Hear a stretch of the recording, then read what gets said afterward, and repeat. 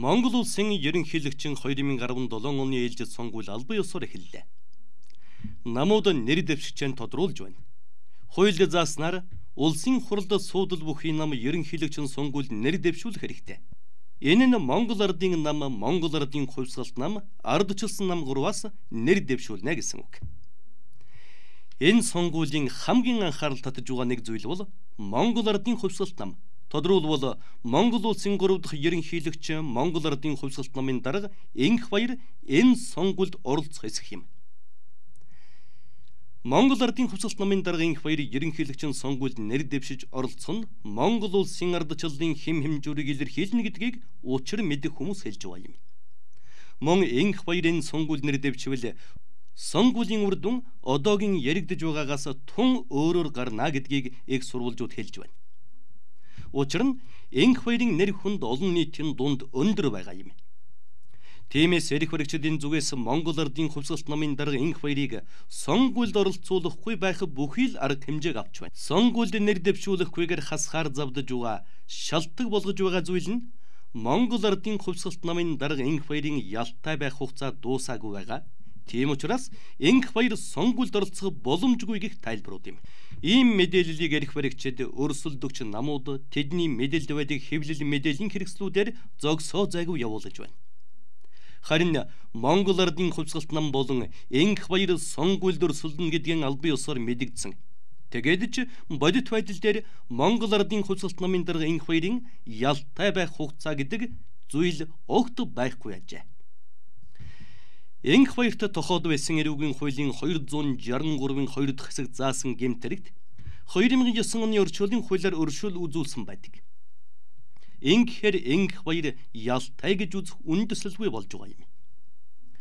Ер нь сонгуульд өгөхөөр ингэж ярьдаг энэ мэхэн өрсөлдөгч намууд буюу эрх баригчид 2 дахь удаагаан ашиглаж байгаа юм.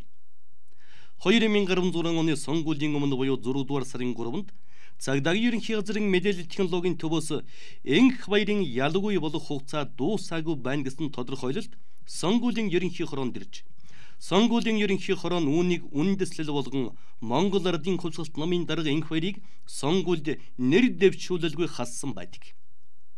Гэтэл 2016 оны 11-р сарын 28-ны өдөр улсын дээдчүүхийн хяналтын шатны захиргааны хэргийн шүүх Энх баярын нэхэмжлийн дагуу хуралдаж сонгуулийн ерөнхий хороо, цагдаагийн ерөнхий газар болон цагдаагийн ерөнхий газрын мэдээлэл технологийн төвд тус холбогдох гомдлыг хянан хэлэлцсэн байдаг.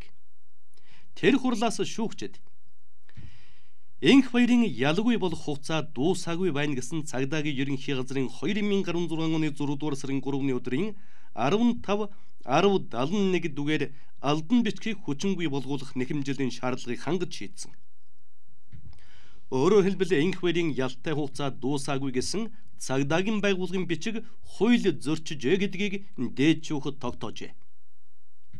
Тэгээд ч Энх баярыг улсын хурлын сонгуульд нэр дэвшихээс Монголын нэртэй хуульчид албан тушаалтнууд ч тайлбарлсан байна. Өршөөлийн хуулийн тэр 4 хугацааг өршөөсөн зүйл заалтыг дээдчүүхээс өөр хэн нэгэн дур мэдэн тайлбарлах эсвэл ингэж хэрэгжих ёстой гэдэг. Энх баяр гэдэг хүний албан тушаалын сая өршөөлийн хуульд хамрагдсан одоо өршөөгдөхгүй гэсэн албан тушаалын хэрэг Монгол ерөнхийлөгч Илбэг Дорж гэдэг хүний 2009 онд өөрийнх нь санаас өршөөлөлөөр өршөөгдсөн. Тэр хүнд ямар ч хууль зүйн үр дагавартай асуудал байхгүй. Өршөөлийн хуульд хамрагдахаар байна.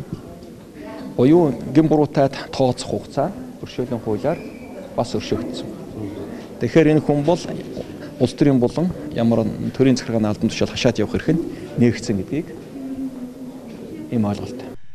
Өөрөөр хэлбэл Энх баяр нь эрүүгийн хуулийн тусгай ангийн 263 дугаар зүйлийн 263-ын 2 дахь хэсэг заасан гэмтэрэгт ямар нэгэн ял идлээгүй учраас эрүүгийн хуулийн ерөнхий ангийн 78 дугаар зүйл заасан ялгүй болох гэсэн ойлголт хамаарлгүй болох нь тогтоогдож байна. Иймээс Энх баяр нь эрүүгийн хуулийн тусгай ангийн 263 дугаар зүйлийн 263-ын 2 дахь хэсэг заасан хэргийн хувьд ялгүй болсон байна. Уг нь 2009 оны 7 дугаар сарын 9-ны өдрийн өршөөл үзүүлэх тухай хуулийн 7 дугаар зүйлийн 7-гийн 1 дахь хэсэгт эрүүгийн хуульд заасан хөнгөн хүн дэвтэр гэмтэрийг анх удаа үйлдсэн этгээдийн хэрэг бүртгэх мөрдөн байцаах болон шүүхээр хянан хэлэлцэх шатанд байгаа эрүүгийн хэргийг тус хэрэгцэхгүй болгоно гэж заасны дагуу хэргийг шүүхээр шийдвэрлэлгүй мөрдөн байцаалтын шатанд хэрэгцэхгүй болгох байсан гэж үзэж байна. За одоо энэ хааны даваа хэрэгтэй баримтлагдаг журам байна. 13 оны А12 журам. За энэ журам юу гэсэн бэ гэхээр тодорхой зовно. За энэ эсбүкийн 26 дугаар зүйл гаргахаар эсбүкийн байгууллагаас иргэний ялтай байгууллагаар тодорхойлолтоор гаргаж өгсөн өгөхгүй. Өшөөд үзүүлсэн Монгол улсын өмнө хамрагдсан бол яшилтэг бүхсэн даваа гаргаж өгнө. Тэгээ 38 дугаар зүйл ийм гарсан. Одоо энэ хэлээд энэ одоо энэ журмын чинь өшөөд үзүүлсэн хамрагдсан бол яшилтэг бүхсэн даваа гаргаж өгнө гэж заасан байсан. Та ихэнх зүйлүүд яшилтэгтэй байна. Энэ журмаас авсан зүйлүүд ийм эрүүгийн хууль барьж байгаа. Эрүүгийн хуулийн 78 дээр заасан байгаа. Түрүүн би уншсан. Шүүгэн шийдвэр тогтоол хууль хөгжин төгөлдөр болсон өдрөөс түүнийг ялгуут ирэхгүй л дээ.